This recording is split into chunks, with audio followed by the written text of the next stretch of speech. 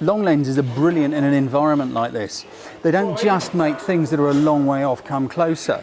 They have a narrow field of view, so you can start to isolate stuff. The shot I'm going to go with here is I'm going to isolate the custom flame job on this tank against the custom retro racer on the Paul Stewart bike. Now, as you can see in the background, there's an orange shelving, there's some messy old stuff going on, which you don't really want in your picture. We want some nice shapes and colours going on between these two. By using a long lens, you can do it, particularly when you're working with Aperture Priority. Now, the thing with a long lens, because you've got a narrow field of view, you can isolate stuff. You can get in really tight, which you can't do if you're stood up close. So move yourself about, don't get lazy. Let's zoom in the shot.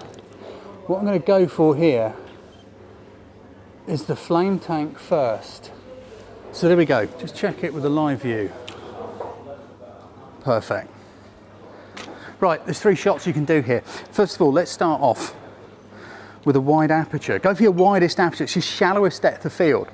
Focus on the flame tank because we're going to separate it out from the racer tank behind. Go, set it up, self-timer. Because it's a wide aperture, there's tons of light coming in. So therefore, it's going to give a fairly fast shutter speed, 1/10 of a second, but still use a self-timer. Because if you don't, you might wobble the camera as you're taking the shot.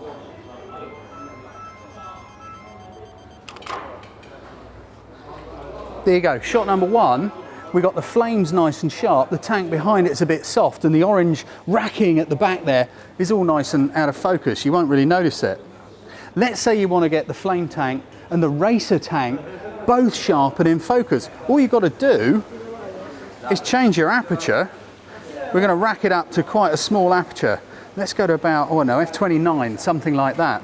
That's really, really tiny.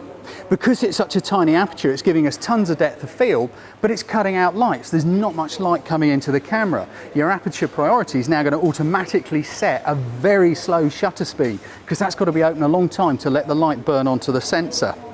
4 seconds, self-timer, press the button, and just leave it to get on with it. That's all you've got to do. Maybe 2 clicks.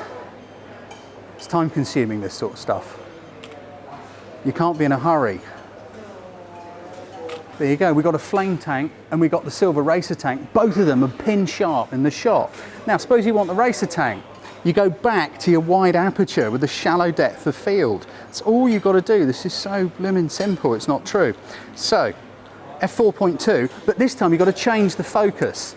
Instead of focusing on the flame tank, we're going to focus on the racer tank. And that's it, the camera's dealing with your exposure. Press the button, it's gone back to 1/10 of a second, it's going to be really fast.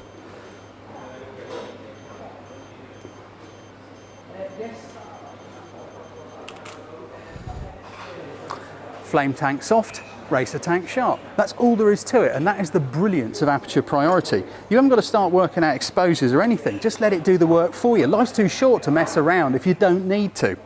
Aperture Priority, it gives you the creative control to get the shots that you want.